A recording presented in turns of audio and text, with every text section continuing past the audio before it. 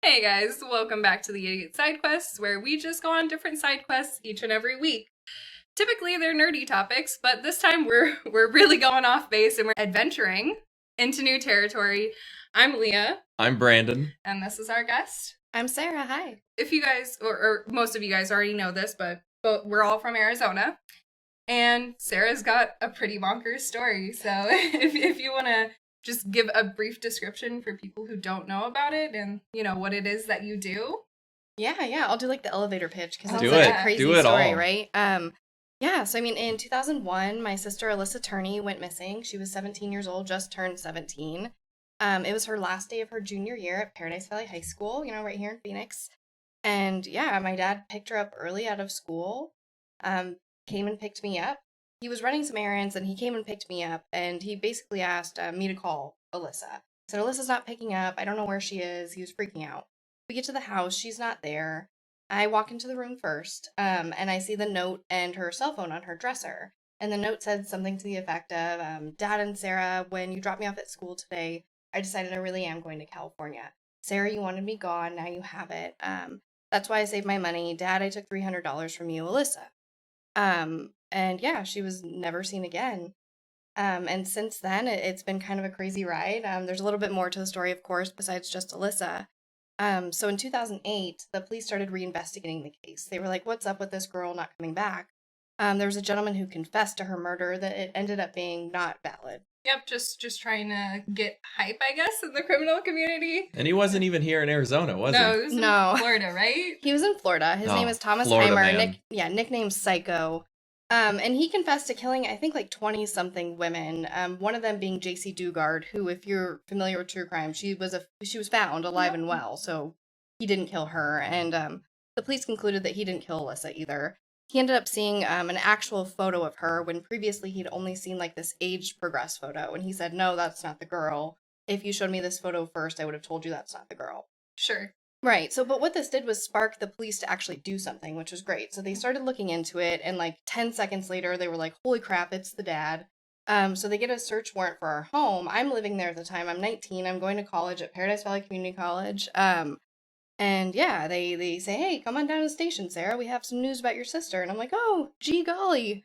Will I be back in time for my Spanish class there, detective? And he's like, yeah, no problem. And I go down to the station, and they sit me down, and they're like, yeah, no, we don't have any news about your sister. We're raiding your house right now. Your dad probably killed her, was molesting her your entire life, and you have another sister you don't know about. Oh, what do you think about your dad now? And, you know, being raised by my father, my only words were, am I free to go? Like, I know my rights. So I leave, whatever. What they find in the house wasn't anything about Alyssa. They end up finding the largest pipe bomb and gun bust in Phoenix history. 26 pipe bombs. It happens. Quite an amount. Yeah, with this huge plan to blow up a local union building here in Phoenix. So they don't find anything about Alyssa. My dad goes to prison for 10 years. And the detectives, during this time, I come around, right? Because at first, I don't think my dad did it. Like, he wasn't some crazy guy building bombs that I knew of. I mean, yes, that was happening in the background, but I had no idea. He was just some guy that gave me money and bought me snacks and left me alone, you know? I was a very independent child. But eventually I came around and I was like, holy shit. Yeah, he did this. You know, ABC 2020 did a special, and I found out that Alyssa was taken out of school early that day. We didn't know that before. My father never told anyone that. And I saw my brothers on there talking about her being molested. So it was different. I wasn't hearing it from the cops. I was hearing it from my family. Yeah. So slowly but surely I come around and I email the detectives and I say, hey, I see what you see. Like, how can I help you guys? And they write me back and they're like, yes, we're so excited that you're on board, basically. And they ask me to ask my father all these questions, you know, ask him about A, B, and C. And I would relay the answers. Okay, great. Ask him about D, C, and E, you know, whatever. And we do this back and forth and they say, listen, this is what we're going to do. We don't want your father to be able to combine his bomb charge with the murder charge for Alyssa. So when he gets released, that's when we're going to arrest him. So he can't combine those two sentences. And you're like, hey, okay, like a sounds solid good. Plan, yeah, at that point in time. Well, and I'm 20 something, Yeah. so I'm not that I'm much older than that now, but you know, I believe them because it's the police, and I have no reason to not believe the police at this point. So I go, okay, oh jolly, you know, great again. This is gonna be wonderful. And 2 or 3 days before my father was due to be released on his bomb sentence, I get an email saying that the 2 detectives are no longer on Alyssa's case and that the whole cold case unit has been dissolved. Oh. Which again, I'm like, okay, whatever. Like, Still gonna charge it, It'll right? figure itself out. Well, it's like 2 to 3 days before, so I'm like, well, there's no going back now. They're not, whatever. Everything's still in process. Like, they're probably being reassigned because the case is over. Logical conclusion, I thought. He gets out of prison. Nothing happens. They do not arrest him. They sit me down and they say, listen, Sarah, we're not going to arrest your dad without a body. And I go, okay, are we going to look for this body? And they say, no, we don't have the resources to look for this body. But what we're going to do is give you a billboard on every freeway in Phoenix with Alyssa's picture on it. Never happened. Told me that my best chance is getting media exposure. And that's when I started going crazy. That's when I started asking every podcast that ever existed to have me on their show, every YouTuber that ever existed to have me on their show. And yeah, I mean, that's where I'm at now, is still slowly but surely building this media pressure and fighting with the police. Yep. And of course, that's just like a real quick run through. Yeah. And for those people who don't follow Sarah on her social medias and stuff like that, that's just scratching the surface, which is unbelievable and really jarring. And I guess one of the reasons why I really wanted you on the podcast, and I know I told you this in your car, but I grew up a couple blocks away from you. Yeah. And like I was here when this was happening. And I went to Paradise Valley Community College. Like, I was right there as well. Oh, wow. It's the whole area. Yeah. And literally, until I had stumbled across this story online, I had no idea about it. I asked all my coworkers. They had no idea about it. People in Phoenix don't know about this, and it's absolutely insane. And I feel like if more people knew about it, which is obviously what you're trying to do, there would be a bigger result. So hopefully we can help contribute in that. I know we're a new podcast, just starting off, but anything helps, Absolutely. That's why I'm here today. Well, and I think it's also because local news here is just kind of trash. It is. Like, I'm sorry, but every time I've ever done a story with them, all they do is make it like this puff piece of like how sad I am and how I'm looking for my sister, which is part of it, yes, but that's not the main point. It's like, listen, the police sat me down when I was 19 and told me it was my dad. And now they're telling me there's not enough evidence? Like, there's something weird going on. Yeah, it's insane to me, because it definitely seems like the detectives that you worked very closely with, it seemed like they were phenomenal at their job and like really were passionate about, getting this solved for not only your family, but for Alyssa as well. And it just seems like the greater, like, police department, like the higher ups, are the ones who, I guess, for lack of a better way to put it, just don't care. No, that's exactly right. I mean, and it's terrible. Yeah. My first episode of my podcast, I dedicated to one of the detectives because my father talks so poorly about him. He like just talks all this smack about him. So I dedicated it to him because yes, those 2 detectives did a great job. And had it been up to them and been their final decision, this would have been done 10 years ago. So I guess the rest of it is just kind of getting into the more grimy details. Are you ready though? I'm ready. I've listened to pretty much everything that I could find. Brandon's gonna be a little shocked. A little more on the third party. Like, I'm here to add in like the new question of just from listening and figuring things out as it goes along. But also shout out to what you mentioned there, your podcast as well, which goes into all the really finite details. And Justice for Alyssa's website, it's going to be all linked in the description, all of her social medias. There's ways to support it either by wearing merch, which she's wearing right now. And then, you can listen to her podcast or anything else that she's involved in. So make sure you guys check that out and really support her. So, thanks. Yeah, of course. So I guess the biggest thing that really I know we talked about this on the phone, but was the fact that obviously when your father reported your sister missing as a runaway, obviously he used to be a cop and he very much so knew how to persuade the police into not coming to the house, not investigating anything, and really just kind of blowing it over. And obviously, there's more than just your father out there. And I'm sure that her very close friends and all that knew that it was pretty much bullshit after a couple days went on. And I wonder, they must have gone to the police and said, no, like, she's not run away, she's missing. And No. They didn't? No. No one did that. Oh, wow. I mean, I feel like I would have. I mean, no tea, no shade to anyone who didn't do that. It was a difficult situation. And I think most of her friends were in the spot in which they were thinking, I'm so glad she's gone. Yeah. I don't want to help him find her. Yeah. I guess that makes sense. Yeah, and we were so isolated from our family at that point that either they were too afraid or they just didn't know. Yeah. But no, nobody really went to the police and said, hey, what's up with that? And, Okay. and to your point, my father was a police officer from 1970 to 1974, so a long time ago. But he reported her in a way that would evoke no search. He said, hey, my 17-year-old daughter is gone. She ran away to her aunt's house in California, and she does drugs. All the check boxes right there. 1, 2, 3, 4. At least they're like, okay. Yeah, so they're like, okay, thanks for letting us know. End of story. Great. And then your father, which obviously The way you say it, I love it. it gets me heated.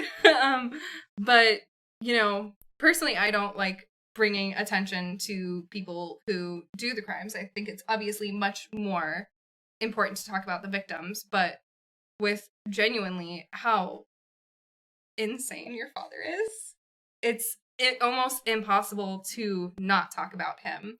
And I guess, do you want to go into more detail about that, or, Yeah. I mean, I had a whole episode on him. Yeah, so, yeah. it was weird. It is weird. Well, and I had to research this because I don't know, and everything he told me was a lie growing up, so I really have to find it out for myself. But yeah, I mean, he's a very strange individual that has a very long history of having inappropriate sexual relationships with women. So I mean, long before Alyssa and I were born, he was known to go after his wife's little sisters. He handcuffed one to the bed and sexually assaulted her, and he admitted to it, but claimed he was sleepwalking. Like, oh, so sorry about that. Whoops. I've never Whoopsies. sleepwalked before. This is the first time. It'll never happen again, but please believe me. Like, it just really, really crazy stuff like that. And he would go after, I mean, gosh, his brother's wife, which was a huge thing. He had an obsession with her since she was like 14. And he wrote this extremely strange essay from her point of view, from like from the point of view of a 14-year-old girl, talking about her private parts getting moist. Like, he's disgusting. I don't know how else to explain it, but yeah, he has these really long, he has this long history of obsessing over women. And this is what I found in these documents, is that, I mean, at least a dozen women have come forward and said, yeah, I had a creepy experience with Mike. And this is dating, 30, 40 years. Yeah. And of course, all within the span of Alyssa also. So what I'm trying to tell the story in this podcast is it's a buildup. He's been doing this type of behavior for a very long time. And he's just super creepy. Like he's out on the streets right now. And yeah, he's free. I don't like that. No. I live on these streets. Yeah. Why is he here? I think the biggest thing too that you see it like throughout various cases that have been reported, but I mean this one I feel like really brings to question too. It's not exactly even a question anymore about just this case. It's just law enforcement in general and how they can see repeating behavior and how experts of any sort of psychological type can look at this and be like, yes, this is a red flag. This person should be watched, should be monitored, should have something going on about them to, hinder their ability to commit crimes or these obscene actions against. Yeah, he's a domestic terrorist. Exactly. Literally. They're like, he's not violent. You need more evidence. 26 pipe bombs? What, did you need him to, hit 30? Right? Oh my gosh, no. It's absolutely insane. Yeah. Oh my god. Yeah, and obviously, from what I've read, it seems like he is very manipulative. And I remember, I think it was the first episode of your podcast where you were talking to him. And I don't know if you noticed this, but every single time you either question him, like, if you didn't do it, then why aren't you advocating? Why aren't you doing anything? Because you will get more publicity than I will. And his response almost every single time is, I don't know, I just love you girls so much. And instead of answering the question, he's deflecting it and basing it off of something emotional, trying to get a response from you. And I don't know if you caught that, but that was something where I was like, oh my God. Yeah, I mean, his behavior isn't isolated to this one call. Like, this is my whole life. Like, if it was like, why'd you lie about going down that street instead of that street? He'd be like, back in 92 when your mom died. And I'm like, this is just how he is. He's been this way my whole life. I didn't always see it, but of course, looking back now, yeah, he deflects everything. And, I mean, that's how the call ended, is I really backed him into a corner and said, then advocate for her. Then advocate for her. Why aren't you advocating for her? And he goes, I gotta go. Click. Great. Good talk, Dad. Like, Good talk. Thanks. After he thanks me for advocating for Alyssa. I'm like, don't thank me. Join me. Help me. And he's like, yeah, no. None of that. Yeah. Which, I mean, I tell him, he's like, I'm not going to look good. And I'm like, I know you're not going to look good. It's not about you. Yeah. Right? If you're innocent, you have nothing to hide, right? And mind you, he's never spoken to police. Yeah. Not once. Not for a formal interview ever once. He knows that they know how to get proper information out of the people they need to, His if they're going to be looking for it. Oh, absolutely. Yeah. My biggest question is, going back to the 2 detectives that were specifically on his case, do you know what they got reassigned to, or has there been details coming forth on why the reassignment happened so soon to the date? No, of course, the police will never really say... They won't sell each other out, but... No, they won't. So one detective was genuinely reassigned. He was reassigned to, sexual crimes online. Yeah. But the other detective was not reassigned from any other missing persons case besides Alyssa's. And I know that because he made the mistake of introducing me to 2 other victims, or family members of victims, that he held the cases for. Yeah. So I'm talking to these other girls. I'm like, oh my gosh, you hear about Summershoe getting reassigned? And they're like, what are you talking about? He's still on my case. But the police go back and forth on this. And I have emails and audio to back it up. Like, I have receipts. Like, this is my MO. Like, I have receipts for days, or else I would not talk like this. Because it's too crazy of a story just to, like, it is. Expect you to believe it without all this paperwork. Yeah. But yeah, I mean, so the police never answered why they were really reassigned. I literally begged for the detectives back. And when I had a meeting with the police in January, the commander of the unit, who's no longer the commander, by the way, said, Sarah, Summershoe was never reassigned from your case. And I told this woman, I said, if you look at the highlight on my Instagram right now, there's literally the email where I put Savage because you guys reassigned them. And she says, I can't speak to anything you were told in the past. Okay, what can you do then? Exactly. No, and every time I have a meeting with these clowns, like, it's different people. In the last, I had a meeting on my birthday, so, like, 2 weeks ago or whatever, and I literally laughed at their faces. And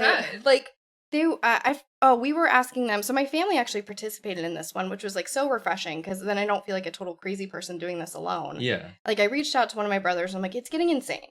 Like, sit in on one of these meetings and see what it's like. And of course, he was, like, stunned. But yeah, they were lying to our faces, and they're like, the other people in the room, like, I can't believe this is ridiculous, and I'm just laughing. And they're like, Sarah, do you have anything to add? And I'm like, no, I've been through this before. I've been here, I'm good. Like, I know how this works. This is just a rotating door of the same situation over and over and over. Mm-hmm. I know what's going to happen. Mm-hmm. Exactly. And that's a crime, I feel like. Well, all of it. I mean, they sat me down in January and said, we don't have all these resources that you have, Sarah. We can't look for a body. There's there's not enough resources to go around. Twitter. Which I'm like, makes sense, right? So I'm like, oh, hey, remember that resources talk we had? I got some cadaver dogs for free. Would you guys help? No. Nope, won't help. They say, so when we had our face-to-face meeting, they were like, oh, we're so happy with everything you're doing, and the cadaver dogs is so great, we'd probably have to get property owner permission. And I'm like, yeah, of course. Like, one is publicly owned land, so you don't need property owner permission. The other, I will literally go beg and cry in their face and get you property owner permission. And they're like, yeah, we'll see. That's great. And then over email, they said that they absolutely cannot, because there's no probable cause to search any piece of land. Despite them literally going on ABC 2020 and saying that they want to dig in Desert Center, California. So, like, for the TVs, they're like, oh, yeah, no, we definitely have a spot we want to look. We're supportive. We do our job. Yeah. Smile. And then to my face, they're like, free cadaver dogs? Nah. No, thanks. We're good on that. Good. And then also, I know that this is a big thing for you, but there are a lot of no body crimes. So, like, yes. where they've tried them and all of that, and they just don't want to take it to court. And, you know, I don't really want to put on my tinfoil hat, but I like wearing it sometimes. And it's just so crazy to me because, you know, like, why don't they try it? And I always go back to the fact that, like, he used to be former police, like, and I doubt that he has any ties now, but that's the only thing that really, you know, seems to make any sense to me as to why they wouldn't try him. See, I would be surprised if it was his police connection. Because it was Yeah. so long ago, 1970 to 1974. Yeah. They interviewed his coworkers, and they were like, yeah, that guy was kind of weird, like, nothing special. He'll cover up a murder, it's fine. Yeah, of course. Yeah, and that's how he quit the you know, and of course this story is so crazy. So yes, the way he resigned from the police department was after his brother shot his wife, and he was known to help cover up the crime scene. Yeah. You know, just a little thing like that. But No big deal. No big deal. It's just deal. another Tuesday. But I don't know. I could be totally wrong, because I've obviously been super wrong before in this case, and I'll be the first to admit it. And I try to keep an open mind, but I really lean more towards, if this case goes to trial, which I think it will, then the police are going to have to be accountable for their actions. I mean, had one police officer come to our home on May 17th, 2001, come to our door, looked up, saw there was a camera, and said, hey, where's the footage for that day? Ding, ding, ding, all the red bells. Or all the red flags, you know what I mean? Like, yeah. All they had to do was ask a few questions. Had they asked me about what it was like in the house, like anything on that first day, they would have been able to recover things like the school records, the traffic cameras, the camera of the ATM that was facing the street that she supposedly like left down, or one of the only ones that she could have, I should say. There was so much evidence lost, including cell phone records. Mm-hmm. We can't get those cell phone records anymore. Like, they would have been able to ping where her cell phone was, you know, where'd they go to lunch, all that stuff, and able to interview people at that restaurant. Lost all of that because not a single officer even came to the house. And that's just, it's so ridiculous. And then, do you also want to speak about what it was like in the home? Because obviously your experience with your father is very different than what Alyssa had when you guys were growing up. Yeah. So, I mean, it brings to a point of the surveillance, right? So, growing up, Alyssa and I were treated very differently. And what I'm realizing now, going through the papers as I'm telling in the podcast, is there was a lot more surveillance on mostly Alyssa than I ever knew. Mm-hmm. So, of course, and it's hard. I don't think about it this way, but Alyssa is technically our father's stepchild. Yeah. They are not biologically related. Growing up, we were always told, like, you do not call each other step or half. We are all family. And so I'll always just say she's my sister because that's just how I feel and whatever. But technically not his child. So growing up, she was treated really differently, and I didn't know that. My father always told me that Alyssa was crazy and rebellious and didn't follow the rules and was putting herself in danger. And as a child 4 years younger, I believed it. You know, when she would come home drunk, you know, which didn't happen often. I remember one time she came home drunk and she did the whole, don't be like me, don't ever drink. Don't make my mistakes. Exactly. So when you're 10 or whatever, you're like, oh my gosh, like, It's terrible. Yeah, and our father never drank. Like he did a lot of prescription drugs, I found out, but he never drank, so it was nothing visible. So when I saw this, it was scary. I thought that she was ill. You know what I mean? Yeah. So I was like, oh my gosh, she is as out of control. You know, he would find weed, but looking back, I'm like, that's so tame compared to what I did. Like I did way worse that he knew about, and I didn't get in trouble for. So it leads back that we were just treated so differently. I play a clip of her 11th birthday that literally makes me cry when I listen to it. It's pretty upsetting, yeah. It's so sad. But this is why I go through the videos, so I can have these concrete points of evidence to say this is how we were treated. Mm-hmm.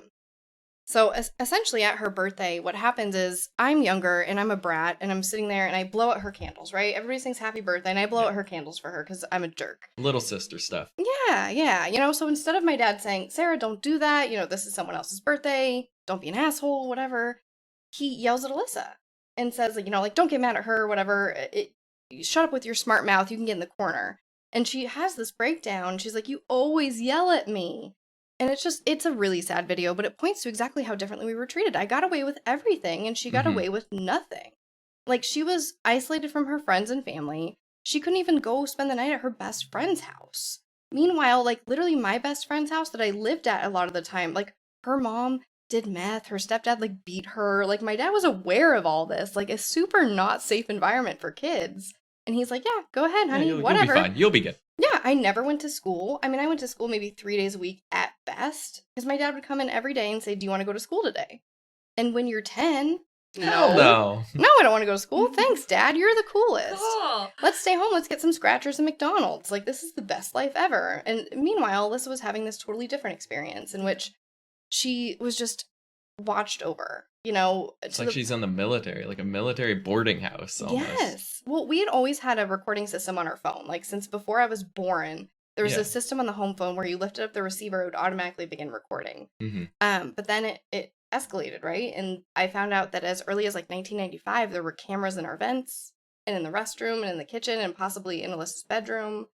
And it only got worse, He continued to tape her and go to her place of work and there's a creepy video I saw of him surveilling her at work, and she's very uncomfortable, but then comes out and defends him. And yeah, I mean, she was treated more like an ex-girlfriend, and not a current girlfriend, but like an ex-girlfriend you're mad at.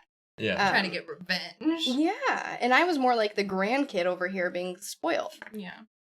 And then I also wonder, I mean, obviously from everything that I've heard, obviously I did not experience any of this, but it very much so seems like Alyssa was really taking a lot of the brunt just to protect you. And I'm kind of curious because obviously, Alyssa's not biologically his.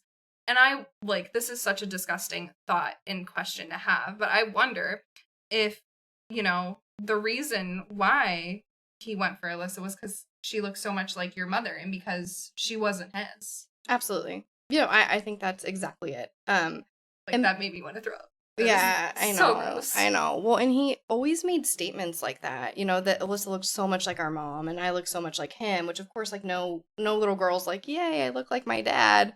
So it was something I noticed because it upset me.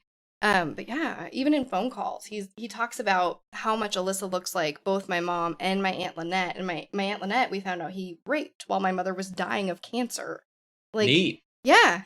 No, I know. That's the thing is I keep like jumping into these puddles because you really could just go as deep as you want because there's so much. There's so many much facets. And I'm sorry, I'm probably making it like crazy and hard to keep up with, but yeah, it's an insane story. It's okay. If any of you guys are like, wow, what the fuck is happening? Which I would be, yeah, fair enough. You should, once again, really listen to her podcast because she's going through it in chronological order and she's going into so much more depth and detail than we can cover in this one episode. And, honestly, it's a great listen. I'm not super into the true crime, community, but I would like to say I like dipping my toes in. I like Mile Marker 181, Stephanie Harlow, and, Kendall and all those people. All my friends. Yeah, all your friends. But I'm not super into it. I don't know about every single case, but you really do go through it and it's really great to listen to. I enjoy it. Oh, thank you. Shout out to Emily Nestor from Mile Marker 181 who told me about the Headliner app that I was telling you about earlier. Okay. Oh, so yeah, Emily Make friends. Make friends. It all comes back together. Yeah. But no, I mean, the true crime community is amazing. Yeah, it really is. Yeah. So yeah, I mean, not to get off on any more tangents, sorry. This is the idiot side quest. Side quest. It's all about the side quest. Story, then. Yeah. So yeah, and then do you have any other questions? Because I know I have a ton, but my mind's going blank at this point in time. I did have one, and then we went on that tangent there, and my mind just suddenly slipped. It'll come back, I'm sure. Do you maybe want to talk about the life insurance policy that was on your mom and all of that lovely coincidence? Yeah. So, okay. So I hadn't talked to my mother's sister in 25 years since I was a kid, since she died, basically. And I called her for the Voices for Justice podcast and we talked and she told me everything and she sent me all these documents. And basically what we found out was while my mother was dying of cancer, yes, she was definitely dying of cancer. There's no question of that. She came home to die with her family. And the issue was that they believed that my father was overdosing her on morphine or underdosing her, overdosing her, underdosing her, overdosing her. Really so just putting her system through the ringer. Yeah. Well, and so that she'd be in pain so that if he gave her extra morphine, she wouldn't notice. She wouldn't notice and that it would seem justified. Mm-hmm. At least from what we've concluded. And what makes it scarier is that during this time, my mom's mom, so my grandmother, ended up sleeping on the floor next to my mother's hospital bed so that if my father tried to get to my mom, she'd wake up and she could monitor what he was doing because they were so afraid of him. And of course, during this time, he raped my Aunt Lynette. And so everybody is in this heightened state of being afraid. And And what ends up happening is the day that my mother died happened to be the last day before her life insurance policy lapsed. Oh, My father... What a coincidence. Exactly, right? My father quit his job, did not get fired. So he quit and signed on this document saying exactly which day the life insurance policy would lapse, along with his health insurance and everything like that. So he knew this date. He, up to this date, he was spending a lot of money. And so the family's like, what are you spending all this money for? Like, your wife's dying of cancer. Like, you don't have a job. And he's like, the life insurance policy will pay for it. Meanwhile, like, nobody knows this date. Like, he's not out here publicly announcing which day the life insurance policy expires. We find this out after the fact. And so the day comes. It's very early in the morning. My grandmother and my aunt go smoke a cigarette.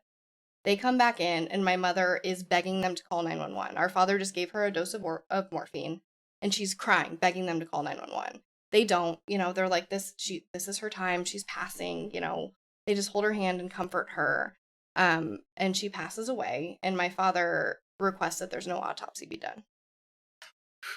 Mind you, while he's still trying, so at the same time, he's talking about suing the tobacco company for her death, right? She's leaving behind all these kids, damn tobacco industry, I'm going to sue them. She dies, he doesn't get an autopsy. Why? How are you ever going to sue for your lawsuit? Yes. I mean, in addition to it being just suspicious anyway. Yeah.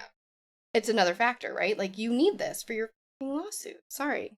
Oh, it's Oh, no. we curse here. All right, perfect. It's great. I feel right at home. My biggest thing is, too, I guess, even as this is going forward and the whole thing is to move conviction towards Alyssa's murder. Mm-hmm. There's so many other, like, laws that have been broken and they've been proven and, like, recorded as broken, and there's just so many things you could get him on that wasn't even Alyssa's murder. There's no statute of limitations on murder. No. You murder someone, You murder them in 1800s, later, you're still convicted. Yeah. Okay. I think there might be on sexual abuse. I have to look that up, which I should have by now. I believe there is, but I think that they're, at least federally, they're going through changes on that law, specifically for people who were affected when they were younger and were too young to comprehend it and know how to deal with it, so they have time to mend and heal and figure out what they want to do with it. Yeah, I think fair enough. Yeah, I think they're trying to change that, if I'm not mistaken. Yeah. Well, and that's a point that's hard. Like, I asked the police a long time ago if they would charge him with sexual abuse, because we have all this evidence, which I'll talk about. But they say that there's not enough evidence, that there's no detailed information. And so in my trailer of my podcast, I put back-to-back audio of the commander saying, we don't have detailed information about the sexual abuse or whatever. And then right after that is their officer on 2020 saying Alyssa told her friends very graphic things, very disturbing things. Like, so which is it? Yeah, make up your mind. Yeah, I mean, we have she was checked out by a doctor when she was about 3.5 years old, who confirmed that there was scarring in her vagina, which means that she was most likely sexually abused. At 3.5 years old. Correct. Like, right when she came into my father's custody, mind you. In addition to that, they say that there's no witnesses, to which I say, I have this cousin who lived with us in the late 90s, and when he was living with us, he finds a tape. And on this tape is Alyssa naked from the waist up. So it's not a pornographic tape. It's not super explicit, but it's a tape that is in my father's possession of my sister nude. Yeah. So I think we have evidence and witnesses. Like, they are so full of shit that I can't even keep my head on straight. Yeah, and then she spoke out so much. Mm-hmm. And just, like, your father just trying to discredit her and belittle her, even now. Yeah. Like, I feel like this isn't the second call that hasn't been released, but he's like, you guys forget all the damn stupid things Alyssa did. I think that's in the first. Okay. I might be wrong. I get them switched. Because the next one is, like, so much crazier. Like, I purposely put the less insane one out there because I really want this to be, like, a build-up. Yes, well, and here's the information. Come to your own conclusions. Yeah. I don't want it to be, this is why my dad did it. I want it to I just want to lay out all the events and have people come to the conclusion for themselves. Which may sound like what I'm not what I'm doing, but I think it's just because the evidence is so fucking damning that when you lay it out, there's no other conclusion. And you spent years of your life advocating for your father. Yeah. Not for, like, well, not against Alyssa, but, like, you were advocating for him and being like, he couldn't have done this. He's the greatest dad in the planet. Like, somebody else did this. It wasn't him. Yeah, absolutely. I had a website called freemichaelturney.com. I had a petition for him too.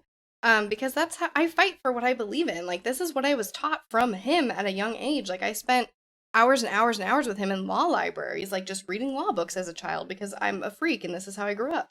But it's just ingrained in me, this like right from wrong. And I'm a Libra, right? So I'm always like these scales, like always seeking justice. But yeah, I totally defended him because that's what I believed. And it's not that my narrative has changed. If you still ask me, I didn't see anything. He was extremely nice to me.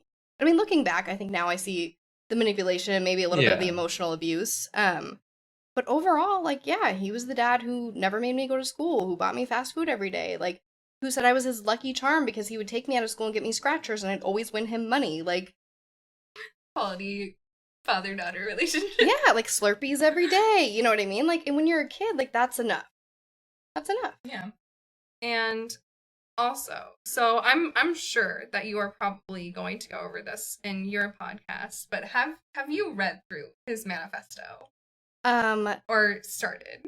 No, I No. haven't. The police have never given me a copy of it. I was gonna say, isn't that evidence that they've probably taken upon themselves and still haven't released, despite the case being closed and all, Well, it's It's- not closed. yeah, It's still it's open. Okay. So that's They're how they just get not around doing this anything loophole. about it. Oh yeah, exactly. No, it'll forever be open because that way they don't have to give a conclusion or say that they officially gave up. But I mean, I have a stack of papers this high, like a foot high. And the manifesto's not in there, but there's a lot of quotes from the manifesto.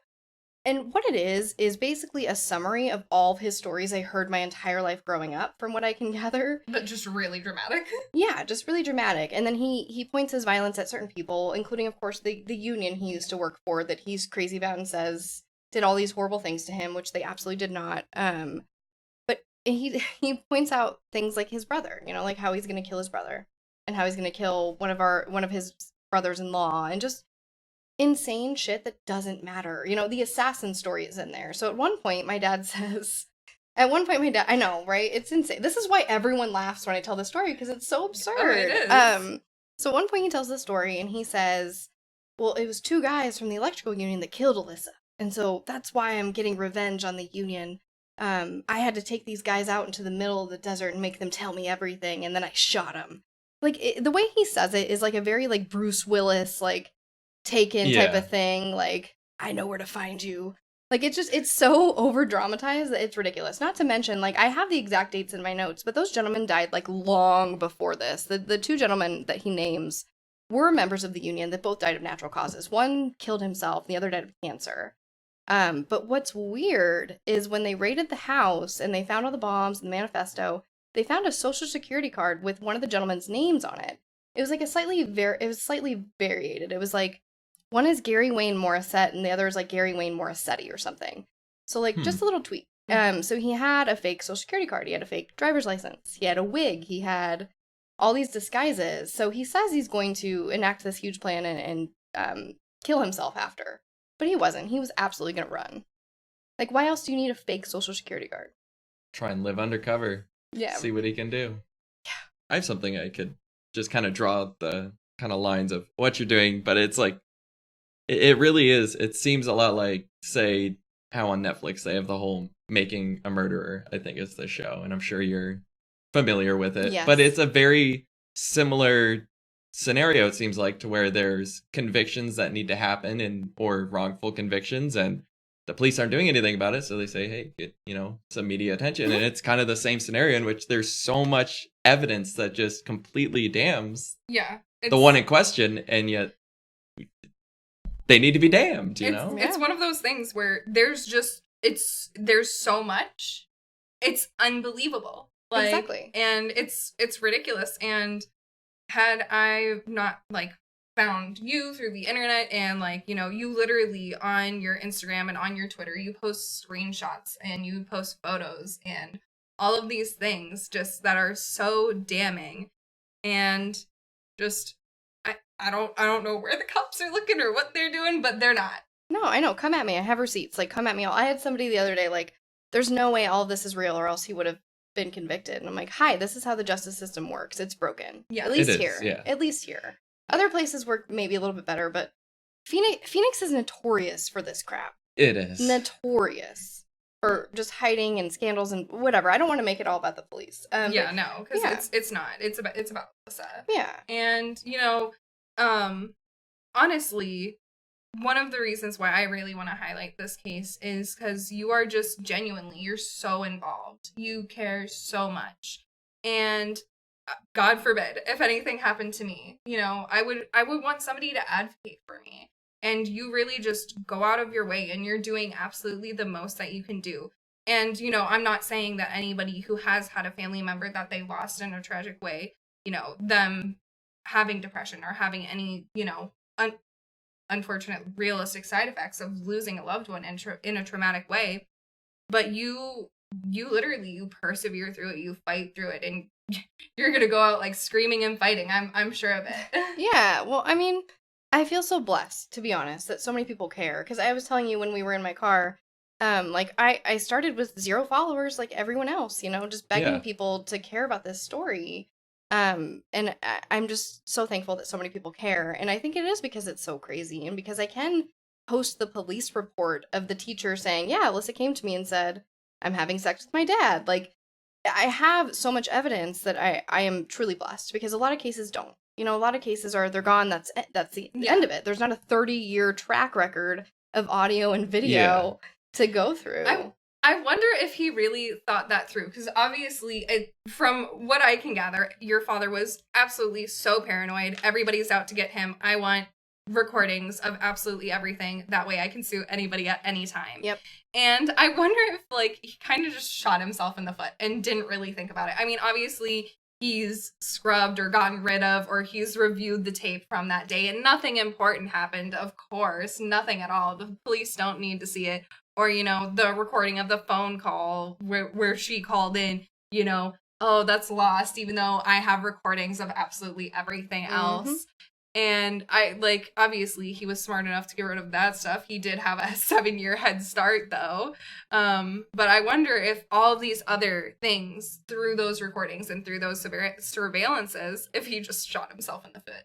Oh, absolutely. I think it's karma, right? It's karma for being a creep and a voyeur and just surveilling your family this whole time, and not in normal I want to capture sweet moments type of way, like surveilling her at Jack in the Box or just insane stuff. I mean, but yeah, he definitely damned himself with all this, because now I have the pervert video, I have the surveillance video, I have the contracts.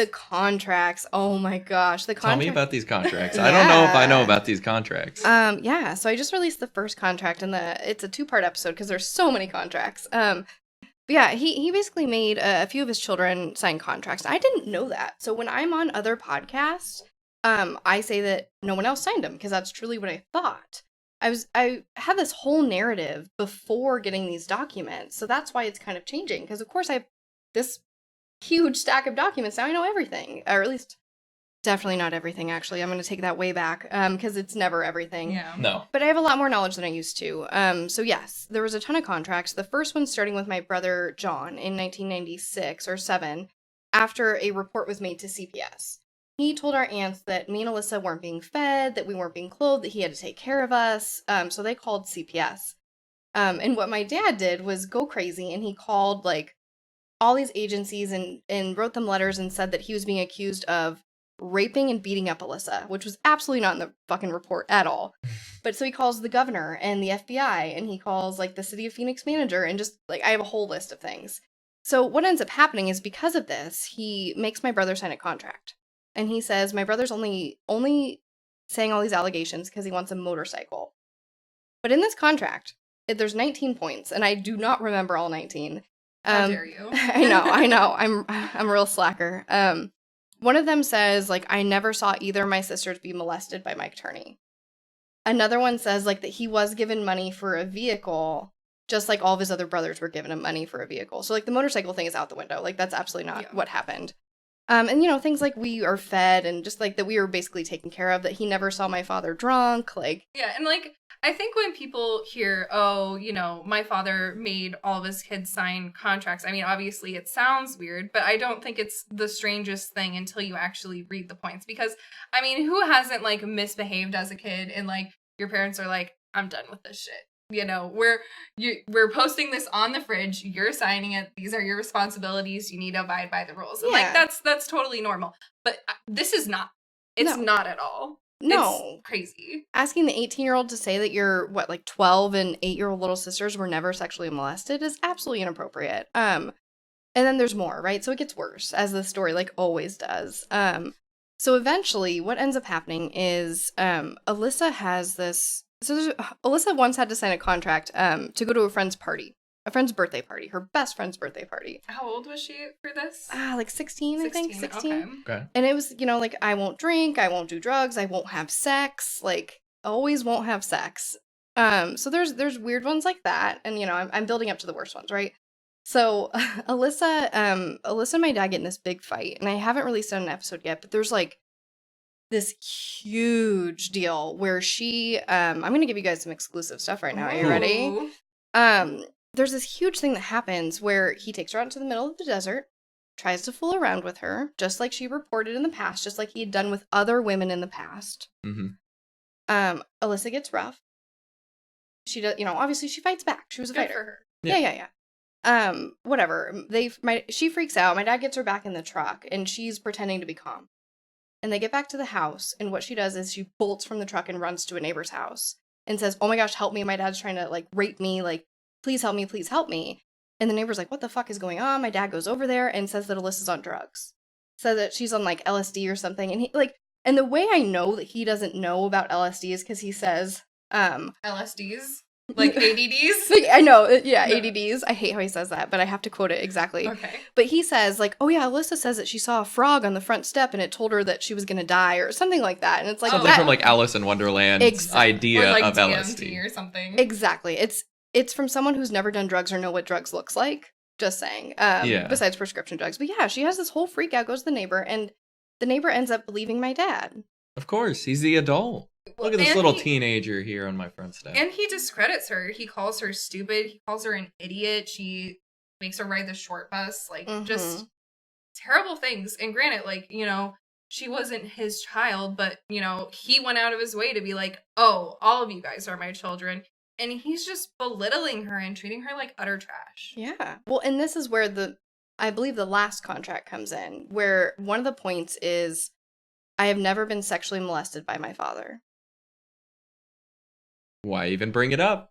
Exactly. Why is it there? Well, and after this incident is when these CPS calls happen. So what happens is my father calls CPS twice, Child Protective Services, and he says, "My daughter's going to call you, say that I sexually molested her, but she just wants a truck." So just like my brother just wanted a motorcycle, Alyssa just wants a truck. It's a theme. We're seeing it. And CPS is like, "Okay, thanks. Not going to investigate that. That's not weird." What was the purpose of these contracts? Why did they start? Where did they go? Usually a contract's to hand over to something, but are these just his bylaws? Trying to save himself with legal documentation, even though it's not even really legal and it's not really going anywhere, but it's just a piece of paper with things on it that someone signed. Also, for is it even protection? Valid 'cause she was a minor? I mean, if she had his permission, maybe? Oh, I don't okay. know. But these were notarized. We need to remember that these were taken to a fucking notary. Oh my god. Who also saw these and did not call authorities. Thank you very much. So let's talk about, anyway. I'm in pain. But I think in his mind, it was one way of protecting himself. No, do I think that they would ever hold him in court? Absolutely fucking not. No. But in his mind, it was like a fail-safe. Yeah. I mean, that's what a contract almost always is. It's there for fail-safes, but like you just said, they had to go get it notarized. And for someone to see these, they probably weren't even looking at the document. They probably just stamped it yeah, it's a document. There's a signature. Yeah. Well, and I have to imagine it was at the bank we always went to, which to this day, if I go, they're like, "How's your dad?" And I'm like, which is the worst part of this whole situation. But so I think that they knew. My father preemptively told people all this information to kind of I guess, groom them for what was to happen. So the people at the bank knew that Alyssa was rebellious and crazy, and he always talked about her that way. So when he came in with these contracts, they were like, "Oh, he's nutty, but he just cares." It's fucking weird. But yeah. I'm a protective dad. I'm concerned. Also, your dad and his mental perspective on himself is so egotistical. I remember you reading that, like, whatever he wrote last podcast. The Rise of the Clones. Yes. And, everybody's trash. They're mindless. I'm a genius. Why can nobody see what I can see? When even, like, the points that he's making, either they're not right or, they're not that deep, dude. Chill out. Yeah. No, yeah. He is definitely a megalomaniac and narcissistic and absolutely. I mean, he is all those things. But yeah, that's why I don't read all of his essays, because I could literally make an entire podcast of just reading his crazy ass writings. But I try to choose like the craziest one. Yeah. So this one is like, everyone's a clone and I have to kill myself so that my children aren't clones also, or like some shit. And it's just absolutely ridiculous. But yeah, he thinks he's the smartest man in the fucking world. And I mean, to his credit, he's gotten away with murder. Perhaps multiple murders. Probably. Probably. So, I mean, I always throw that out there. He thinks he's smart, but he's getting away with it. So what does that say about us in the fucking justice system? I'm a clone. That's what it says. We're all clones. We're clones. I guess my biggest question kind of ties back more into, I guess, the justice aspect of it. From what you can tell us, I don't know how much of it has, barriers you can't really talk about, but what are the forward-taking steps now on the case, like litigation-wise? Yeah, I need the state to accept it and want to prosecute him. So I'm still doing the media pressure. I think the cops are doing better. I'm going to say that. I can't say everything, but yeah, we need the state to basically take the case. Is where we're at. Is like we just need so much pressure that it's a no-brainer. Which I think it already fucking is, but apparently it's not enough for them. Like the police told me they didn't care if I had 1 million signatures on a petition, that it did not matter to them. Yeah. And then they even told me that I got too much media pressure. They're like, well, we think you're getting too much media attention. It could jeopardize the case and you as a witness. Oh, boy. And I was like, listen, I'm damned if I do and I'm damned if I don't. I'm not stopping what I'm doing now. And I said, and I get real sarcastic. I try to be polite, but I do get sarcastic with them. So I'm like, well, thank goodness that you have so many other witnesses that saw so much more than I did, because I am definitely like your worst witness in court. Yeah, because you even say it in this podcast right now. You didn't see any of this. Exactly. This is what you're learning from other people. Yeah, I saw them yell. You know what I mean? I saw him call her stupid or whatever. I saw those things, but I didn't see him hit her or molest her or anything like that. But a lot of other people did. A lot of her friends come forward and say, yeah, I remember when he slapped her around, pushed her up against the wall because she was talking about dating a boy. How dare. It's insane. I guess then, too, I can't help but, think, and this is definitely potentially overstepping, but if this continues on, do you think you actually even could have a case against the state themselves for negligence to move forward in the actual litigation of this? I mean, I feel like you already do, and if you don't want to discuss like this, we can cut it out. Like I said, it Oh, could you're be fine. overstepping, and it... Not overstepping. No, I'm an open book. Literally, you don't have to cut anything out ever. Yeah, I'm told that I do have a case. I'm told that I have a case against the police. I'm told I have a case against the state. I'm told I can sue the shit out of fucking everybody. Oh, absolutely. But... That's why I'm sitting here. And I don't have a lot of legal background. I used to do some work in the music business, so I had some training on even just contracts and things like that. But and I actually told Leah this before you got here. We were listening to Voices of Justice, and I was just like, Sarah sounds like she's a lawyer. Like, the way you talk about it, you know your legal language and how to present things. And it seems like your father taught you that. And, once again, he's only got 2 feet. I don't know how many times he can shoot himself in the foot. But just looking at the whole case, I'm just sitting here once this moves forward, 100,000%, you have full grounds for negligent action of them to take, Again, had one officer come to the house in 2001, we would not be here today. We'd be able to get all the footage and evidence that they need to prosecute this. So it's their fault they didn't get the fucking evidence because they didn't do anything. Yeah. Which is one thing, out of this, I really want to try to... I want to do, so much with what I'm doing, because I want to help people, because I'm a bleeding heart like that, and I just can't help it. But I want to create some type of law in which if a minor runaway is reported, that somebody has to go to the house. That's it. A police officer just has to fucking go to the house and talk to someone. Groundbreaking, amazing. Wow. I'm gonna keep it real fucking simple. And I used to work with kids in foster care in Arizona, and when those kids run away, nobody fucking cares. It's a problem. How you can report a minor missing with no police involvement boggles my mind. So yeah, that's absolutely one thing I want to do. I want to change things as opposed to just suing everybody. But if it comes to that, I will. But the first thing I want to do is get the prosecution. Absolutely. If that doesn't happen, I'll go for the civil suit against him, because winning on a technicality, and I'm not happy about it, but I'll do it. Yeah. Any way I can get some type of legal justice for her, I will. And then, yeah, I will probably go after the state and the police. Which, I mean, I don't think anybody can blame you at this point. Like, Well, you look know, what not happened. I mean, they sat me down at 19 and said, hey, kid, your dad's a fucking killer, molested your sister her whole life. You have a sister you don't know about. Like, they shocked me into believing this. Yeah. Groomed me into giving them information, and then sat me down and said they weren't going to do it anymore. Like, are you fucking kidding? And then I had to go through this, however many years it's been now, battle to make this happen. There's no reason that people should have to donate to a GoFundMe. Yeah. No. There's no reason I have to crowdfund this shit. There's no reason I have to work 50 hours a week, come home and make a podcast to advocate for her. There's no reason anybody has to do any of this. There are other cases that could be getting attention right now, but they won't get their head out of their ass and fucking do something about it. Like, so yeah, I want my fucking time and money back. I want everyone's fucking money back. Like, refund everyone's GoFundMe will be a part of my fucking lawsuit. Like, it's just, it's ridiculous. But yeah, I definitely have grounds, and I will. And, like, I mean, I think we're pretty safe to say that, you know, we're not going to be on that jury. So, fuck Michael Turney. I hope you spend your life in jail. Oh, you know, one thing I wanted to mention that I don't think a lot of people realize was, while the police told me that my father was going to be arrested, you know, while they're grooming me and I'm giving them answers, they actually made this series. So, U of A, the University of Arizona, does a mini medical school series. They do it downtown Phoenix. And one of the topics was going to be Inside the Criminal Mind, all about my dad, Michael Turney. And they were going to have Stephen Pitt, the forensic psychiatrist that they had at his bomb case. He was also in 2020. Aaron Nelson, who's also another forensic psychiatrist, and the 2 detectives on the case. And they were going to do an hour-long lecture about how my dad's fucking guilty. And one of my brothers ended up, like, coming down from his ivory tower and stopping that with lawsuits, which killed my heart and caused a lot of tension between us, obviously. But they were so confident that my father did it, they were going to give an hour-long fucking lecture about it. Yeah. So for them to sit me down and say they don't have enough evidence...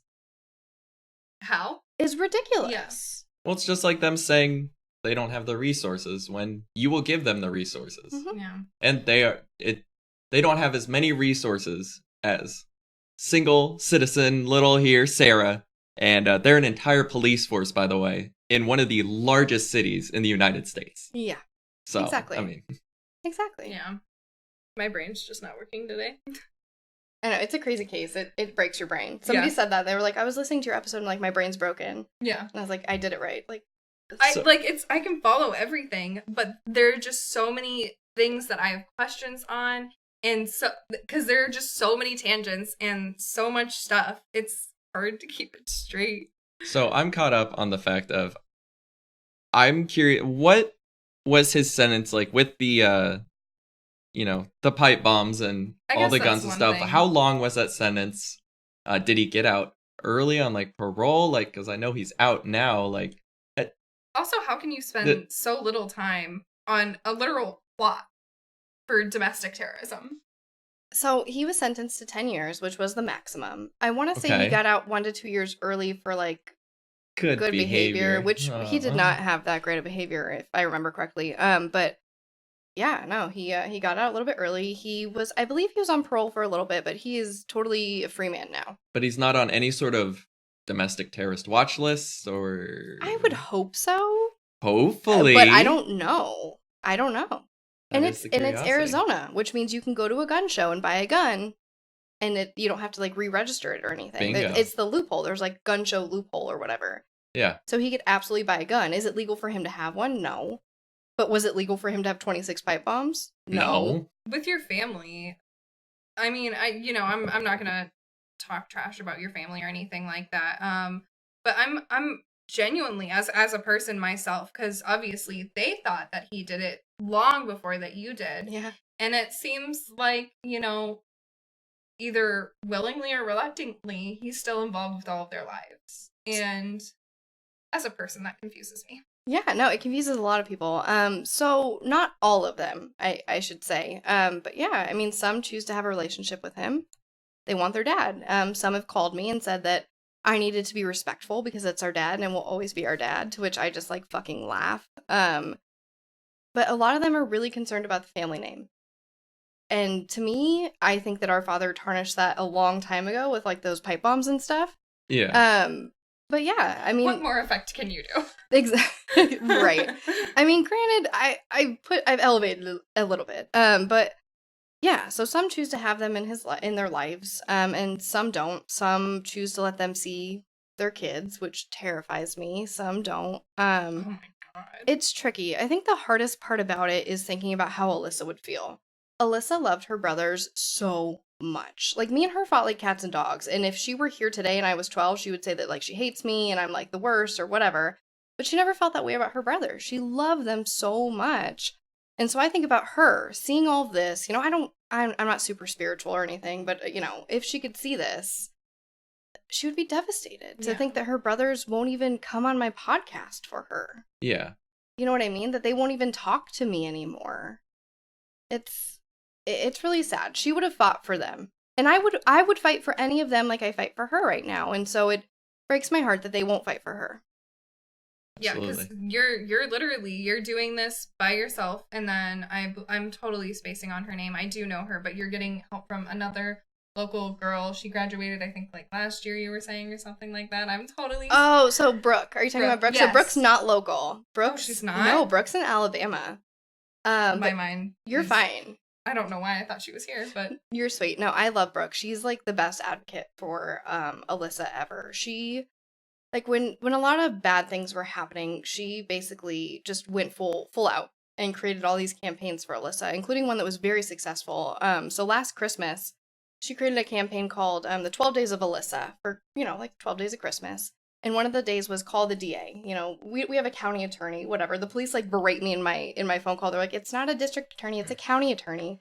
So whatever. Either way, Bill Montgomery's office / the new woman who's in there now, whatever, she has them call this office. And I call at the end of the day. They say, oh my gosh, we've been getting calls all day. You're the sister. I'm like, yeah, I'm the sister. Oh my gosh. And I go, have you been getting a lot of calls? Like, yes, all day. Oh my gosh. And they transfer me to a gentleman who's a detective who like immediately was assigned since they've been getting all these phone calls. And he says, I looked in our system and your father is a suspect in this case only as of 2018. And we requested this case from the police a long time ago. So my mind exploded, and I go to the police and say, what the fuck is going on? They requested this from you. And that's when I had my meeting in January. Yeah. Which is like the craziest call that I cannot wait to fucking release, because they are so scum. Excited for it. They're the scum of the earth. Like, it's so strange, because it seems like, you know, the attorney's office or whatever you want to... I don't have a law degree. I'm sorry. And I don't have, you know, hours upon hours upon hours about having to read about a case. But it seems like the judicial system and the actual groundwork police care and want to prosecute. And it just seems like that middle tier just doesn't want to communicate with either sides or, you know, link them up. Yeah, it's like the powers that be at the Phoenix Police Department are just kind of terrible.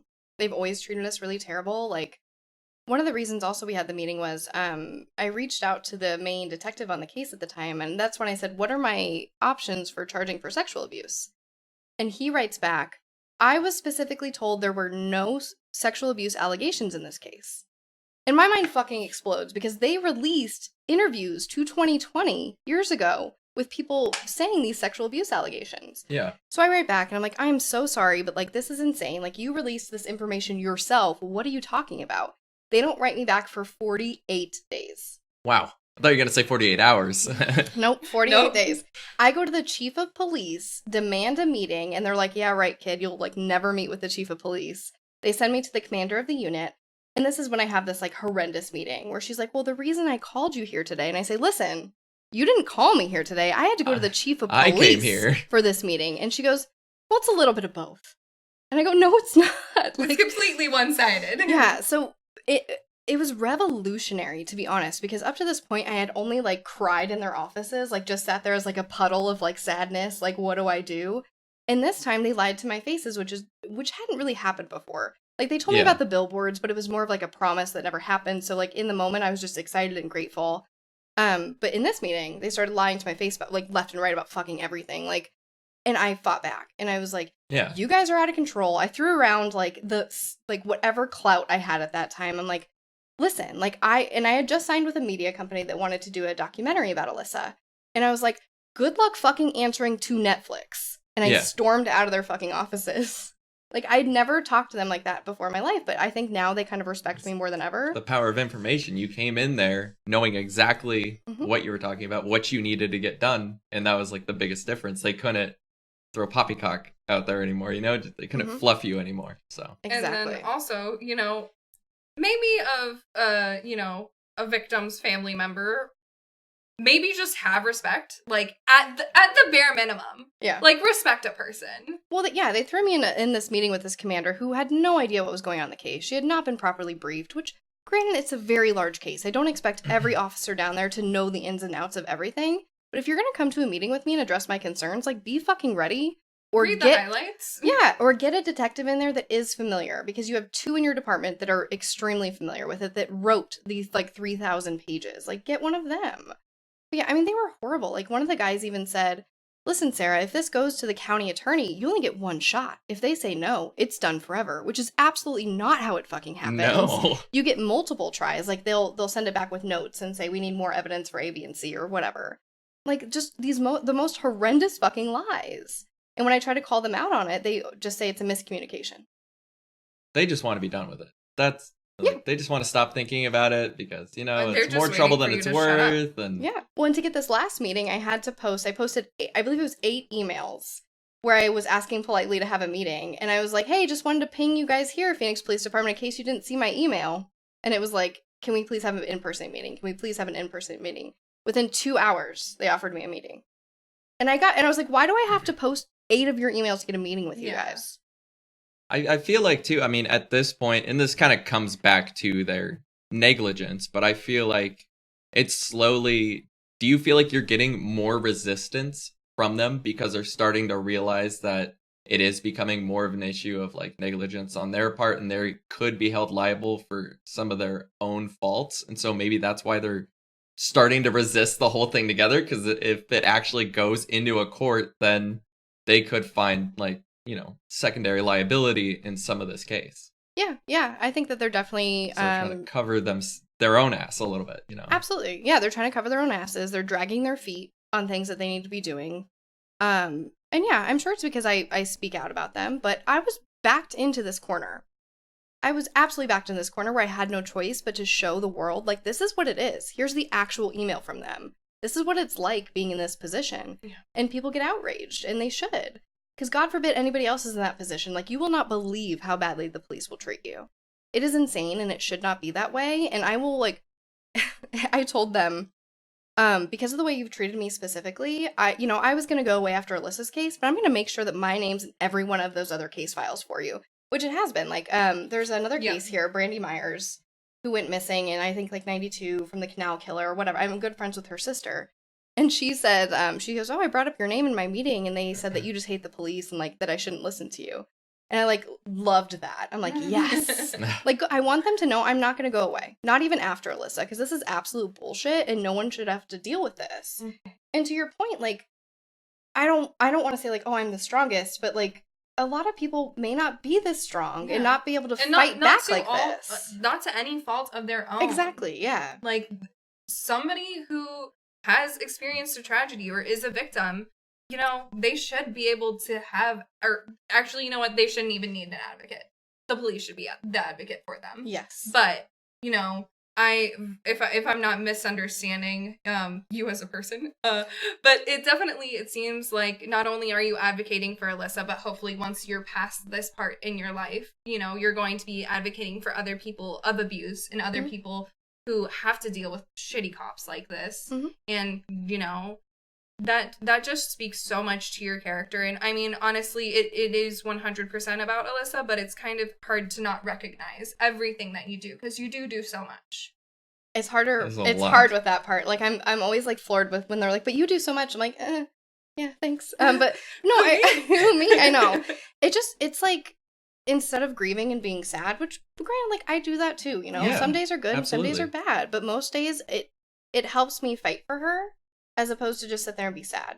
Yeah. Because grieving in a traditional sense of crying or whatever doesn't help me with my mission. It And doesn't again, do things. yeah, and I'm so fortunate enough that I can make this happen. So I'm going to fight for it. And that's what makes me feel better. And yeah, I mean, I want to like start a nonprofit, which would help like family members like me do things like learn how to do public speaking, learn how to do social media, learn how to talk to the cops, get a case review, things like that. The services that I don't think are being offered to people right now. Absolutely. Of course, that's like way in the future, but I don't think a child should go through life screaming to every adult that she's being sexually abused. Like, she told neighbors, I'm having sex with my dad. She told her teacher, I'm having sex with my dad. She told her brothers and sisters. She told friends. She told friends of her parents.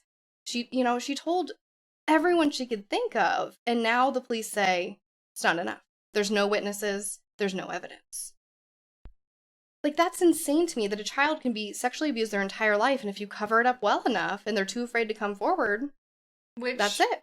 You know, hopefully, I don't have to say this, but if anybody hears, you know, so-and-so is, you know, saying that they're getting abused or neglected or molested or anything like that, say something so it's on record or so something can be put forward, you know? And hopefully the right parties do the right things with that information. The biggest thing that floors me is definitely still like not finding the merit in all of those people she was trying to tell that she was getting sexually assaulted. Meanwhile, the doctor's examination at 3.5, was it? Mm-hmm. It just floors me. It's repeating behavior. It's what everyone always looks for when you're looking for things like, you know, psychopathy and various mental illnesses. It's always repeating behavior. That's always what it comes down to. And to look at 30 years or so of repeating behavior and to say, yeah, it's not repeating behavior. It's just like, not a red flag. I'm not worried. My mind is blown. Yeah, it's insane, which is why they're going to have the whole lecture about his whole life leading up to that. Like, it's, And if that happens, I want to be there for it. I wish. I asked them to redo it, and they're like, no. They would never do it now, especially now that I, you know, am fighting so hard for the prosecution. They, like, want to pretend that never happened. But I can't wait to go to court and for the judge to be like, so you didn't think there was enough evidence. Can you explain why you were going to do an entire lecture about this in front of a group of college students? Like, I want to see, as much as I want to see my dad answer in court, I want to see them fucking answer in court. Like, I'm just going to be sitting there with fucking popcorn, like, quit my job being homeless at that point because I need to be at every court meeting. Like, yeah, I can't wait. Because they're going to have to answer. Like, it's inevitable. It's growing, and it's growing faster than ever, and it's not going to stop. Mm-hmm. And then also, let's say, you know, hopefully this podcast has moved some people or made some people aware of the situation. How can somebody who, you know, didn't know about this before, how can they help out? Yeah, so, I mean, the biggest thing is sharing Alyssa's story. Just share it. Tell your friends. Share it on Twitter. You don't have to say anything. Just retweet it. Just click the share button. I've tried things in the past, like petitions and GoFundMes, and I always hate asking people for money, but just learn her story and share it. Because things like a petition are great to have, right? Like, I have 220,000 signatures on this petition, but like the police said, they don't care if I have 1 million. So although it's a great show of support, there's no magic bullet in this case that's going to get our prosecution. But I really think that the media pressure will. Like, if Kim Kardashian could just retweet this once, it'd be done. It's over. It's over. That's it. Kim K destroys the Phoenix. Well, and someday it'll get to her. Like, Shane Dawson knows about this story. Like, me and Kendall Ray have made sure that he's aware of this. Like, people know. Yeah. People know. Who was it? Kathleen Lights just retweeted Stephanie Harlow's the other day. Like, people know, and it's growing, and just keep sharing because it's working. Yeah. And the police are getting afraid, and I can tell because they're getting more quiet, and they're becoming nicer to me. Like I said, I mean, despite all this information that has come forth and you've given to us, it's definitely looking like it's going to be less the state versus Michael Turney. It's going to be more Sarah Turney versus the state, you know? Eventually. Yeah, I mean, because no one should have to go through this. Yeah, no. With this much evidence, and with there being so many nobody cases being prosecuted in Maricopa County, Jamie Lady, Christine Mustafa, these are, like, more recent ones that are pushed through. They spent, I think, like $1 million looking in that landfill for Christine Mustafa. Like, this is what happens. Like, nobody cases are not new. I think the first one was, like, in the 50s or something in Maricopa County. Like, and that's what people don't understand. They're like, well, nobody, no crime. Like, absolutely not. That is not the way it works. And it should not work that way. Like, the reward for being good at murdering someone should not be getting away with it. Like, No. Should be more time. Yes. And then also I'm curious because obviously we grew up here, so we kind of know where you think that she is. Is it okay if we say the location out loud or no? You can, but it's changed since, I don't know which one you're going to say, but I would imagine Desert Ridge. So Desert Ridge is like my third one now. Oh, okay. After reading the documents. Ooh, I'm interested because I like from... Do tell. Yeah. I mean, Desert Ridge is still like very convenient, right? Like there could have been a lot of open holes at that time. It was being built that summer, and we lived right down the street, so it fits with the timeline. But when going through these documents, I found some really suspicious stuff, including talking to my Uncle James, who is the gentleman who shot his wife, who are like, I've been warned, like, do not talk to him. He's scary. Like, he's going to kill you. And I'm like, hey, what's up? Want to give me some information?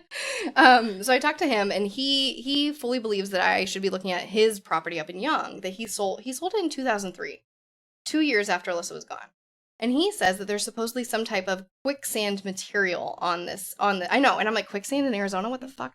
I know, trust me, is my first thought. But he says that there's some type of pit up there, essentially, where you put something in it, it does not come out the other end of the stream, and they don't know where it goes. And that my father was very, very familiar with that area.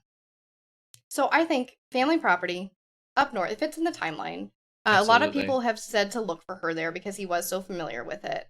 And then there was like a bunch of lime on the property. So that's the other thing, is they think either it was like in the sand pit thing or lime, which is disgusting. But yeah, it would get rid of her body, unfortunately. The second area I found in the documents was it's a place in New River. So what happened is in this timeline, all of a sudden, my father starts making like mass amounts of calls. I want to say like 24 or more calls to like different like city officials and different offices. And he's asking about this very particular land in New River being annexed by the city.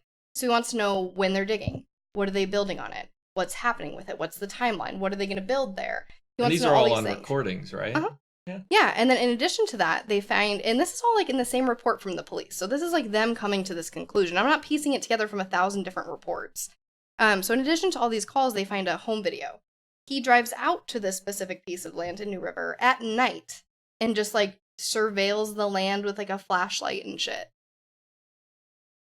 Neat. Yeah. So yeah, those are two of my more top contenders, just because although Desert Ridge is there, I just also don't think it's feasible. Like, nobody's gonna dig up the fucking target to look for her. I'm sorry. It's big. Yeah, and ground penetrating radar, like, even if I got that, obviously if I got that donated, I don't think I would have the police's permission. Yeah. And no shopping center is gonna be like, yeah, find the dead body under my mall. We want that fucking publicity. Like, that's not gonna happen. No, I definitely, I think the New River definitely is interesting just because of how many calls he made. Yeah. He displays a lot of hyper attentive. Like you said, usually his hyperfixation was on women, but when it came to something that he was very adamant about. Well, I think it seems like without a doubt he's a very paranoid person.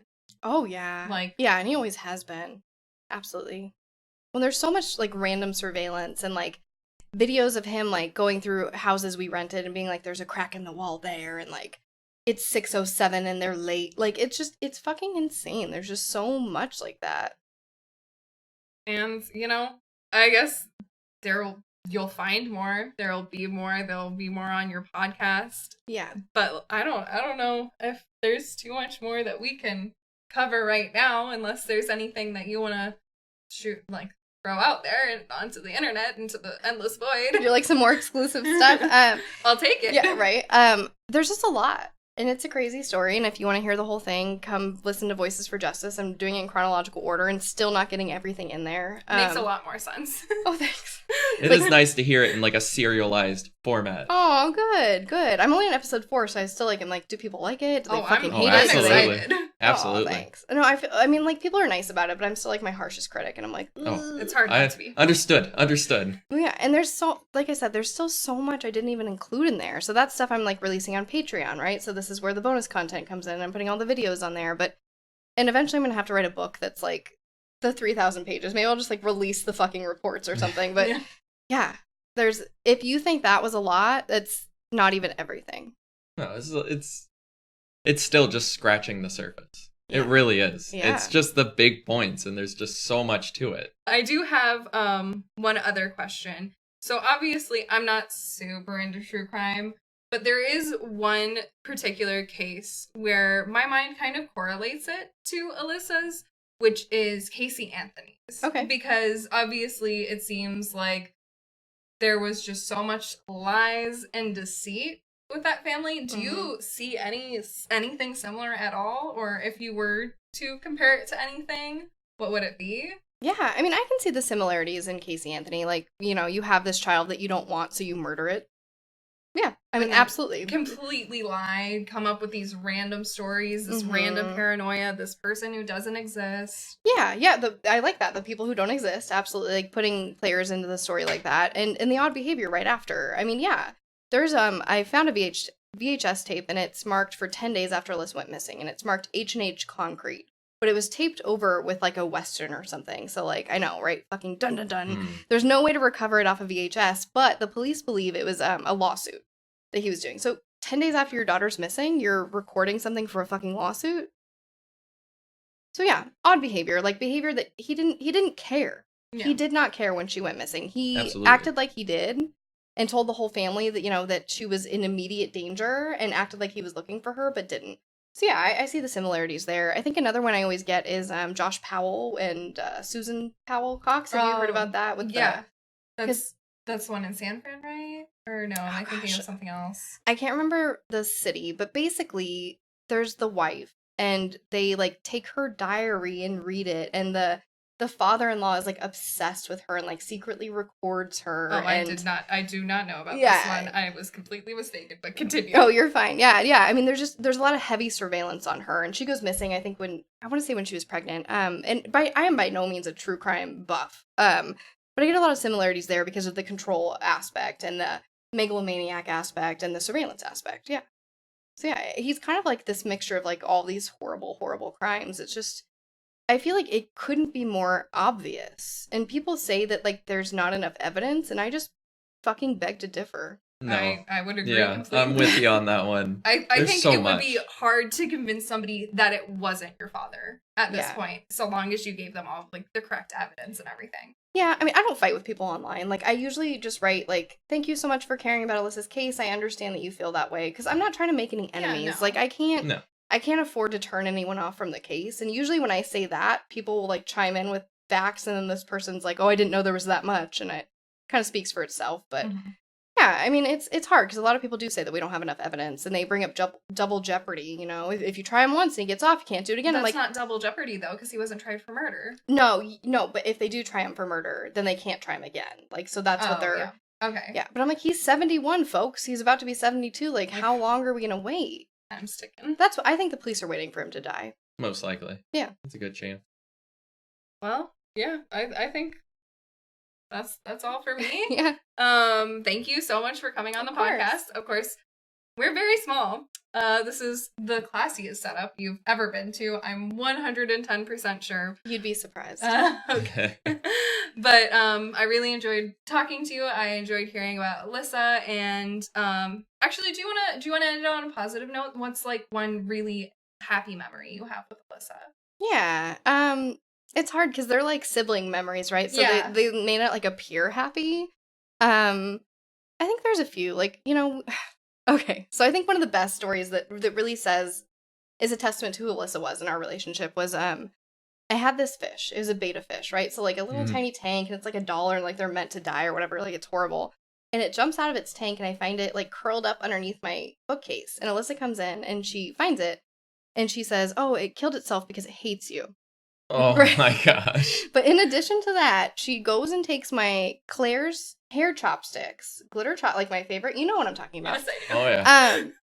She takes them and she chases me around the house with the fish in her hands, and then until I get to the bathroom. I lock myself in the bathroom, and she proceeds to put the fish sticks, or put the hair chopsticks with the fish under the door and fillet it in front of me. But then after, like, we played Barbies. So, like, I love, like, it was just so, Sisters. it's so Alyssa, and it's so funny now, and it was never anything that, like, I'm traumatized because I saw my fish filleted, like, in front of me. Like, it's just, that's how she was. She was so strong and funny and sweet, and, like, as opposed to feeding into me, like, being sad about this fish that died or whatever. She made it into a joke and she made it funny, and it's something I can look back on now. And there's just so many moments like that are like Sour Patch, like sour than sweet, you know? Exactly. Yeah. All right. Yeah. Well, thank you guys so much for listening. Thank you. We had a great time recording this, and hopefully, we'll keep updated in everything that's going on, and hopefully it's a good outcome. Yeah, thank you. Thank you so much for having me and helping spread Alyssa's story. Yeah. Absolutely. Yeah. Voices for Justice. That's the podcast you need to go listen to keep on in the with description. us. It's harder to not click on it than it is to check it out. And it's great. It's a great time. Oh, And then thank who you. knows? As it proceeds, even further in the future, maybe we'll have you back on the show and we'll Yeah, have and an new update. information and new allegations going on, new information, because that's the thing with a case like this. There's always more to find out. Yes. Despite there already is. having so much, there's always so much more to learn. Absolutely. Well, I'm here and we're all local, so let's do it. Super easy. Let's do it. All Awesome. right. We'll see you Thanks. guys next week. Bye.